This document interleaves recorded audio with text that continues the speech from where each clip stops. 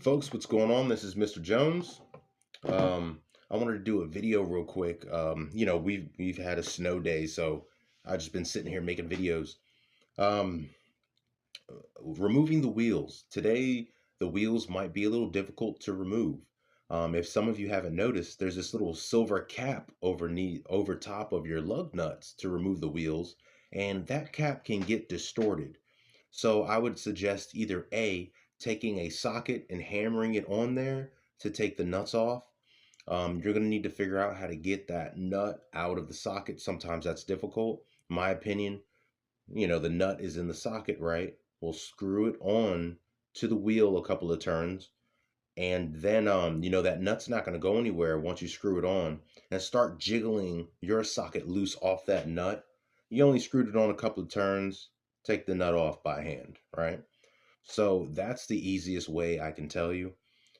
So yeah, and this happens all across the platforms from your Chryslers to your Fords.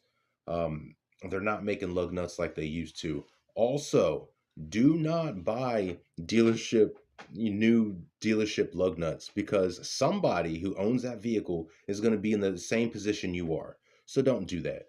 I'll go to Advance Auto or go to AutoZone or order them offline for something that works with your year, make, and model vehicle, but get you a all new set of lug nuts. Okay, lug nuts is what they're called. All right, get a new set. So many cars I change the nuts out because that happens. It makes it easier for the customer. Should they get a flat tire or something, they can handle it. You don't want to be fighting with the nuts and bad weather and things like that. When you're fighting with these lug nuts, you're probably going to need about two different sizes, maybe even three different sizes. But what happens, like I said, that chrome piece, well, underneath, the nut underneath swells up, it gets corroded, whatever is happening, it is no longer the same size.